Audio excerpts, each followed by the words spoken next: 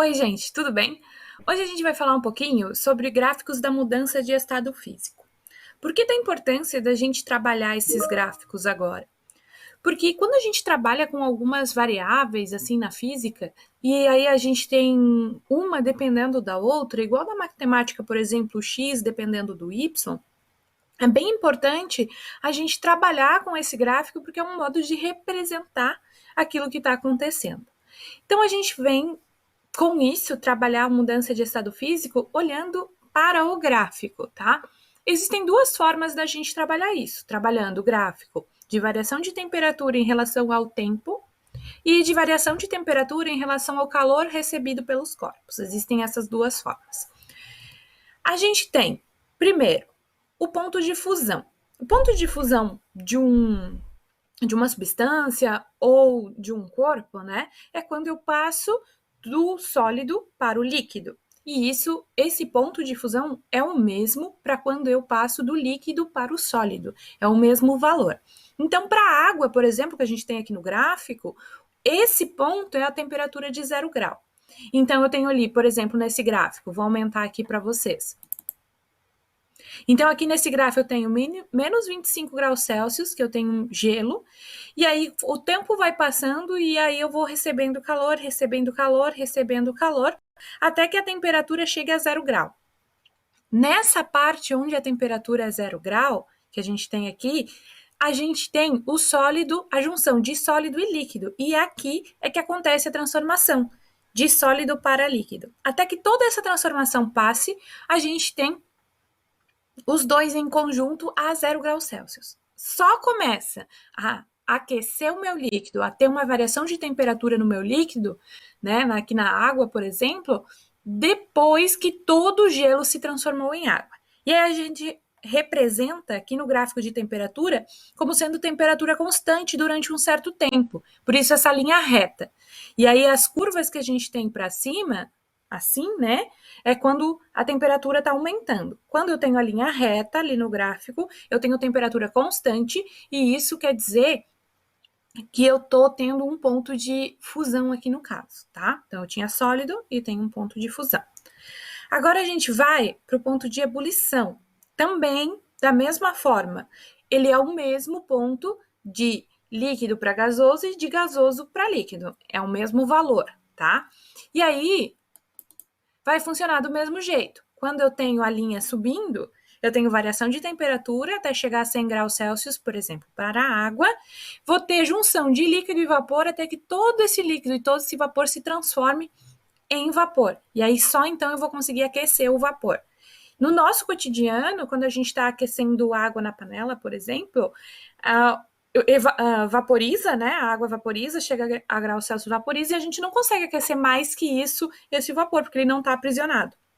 O que acontece na panela de pressão, por exemplo. Na panela de pressão, eu tenho o vapor aprisionado ali dentro, e é por isso que eu consigo ter uma maior temperatura ali dentro do que se eu não tenho uma panela de pressão, tá? Então, é mais ou menos esse sentido, tá certo?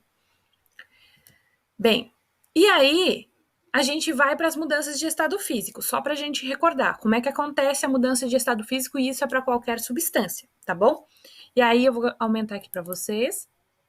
Então, eu tenho do sólido para o líquido, fusão, do líquido para o gasoso, vaporização. Eu tenho o inverso, do gasoso para o líquido, a gente chama de liquefação ou condensação, mas sempre a gente utiliza mais a palavra condensação, né, condensar.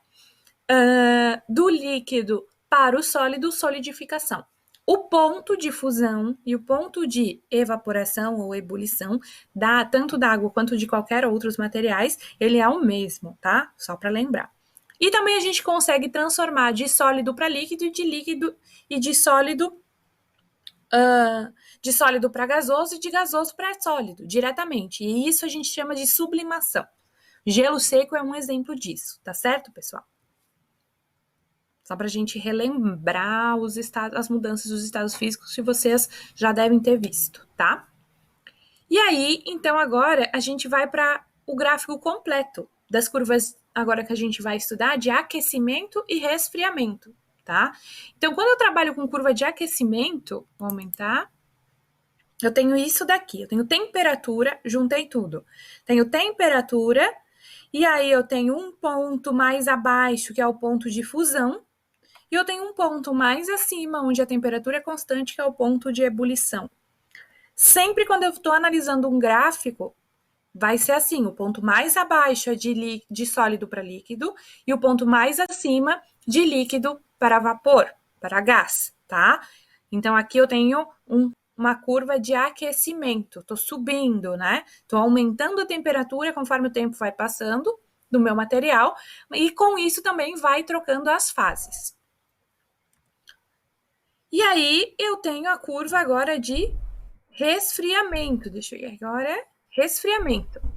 Resfriamento, o gráfico é bem parecido, mas olhem para onde está a ponta. Saio lá do vapor e vou descendo. Então, o primeiro ponto que aparece ali, né, em direção da flechinha é o de ebulição, e aí eu estou trocando de vapor para líquido, e aí o líquido vai resfriando, resfriando, resfriando, e aí troco de líquido para sólido, ponto de fusão.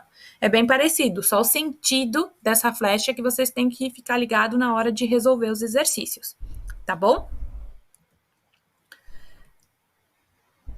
Deixa eu voltar para o começo. Pronto. Bom, então era mais ou menos isso, bem rapidinho uma explicação sobre os gráficos. Ali a gente trabalhou sempre com relação ao tempo.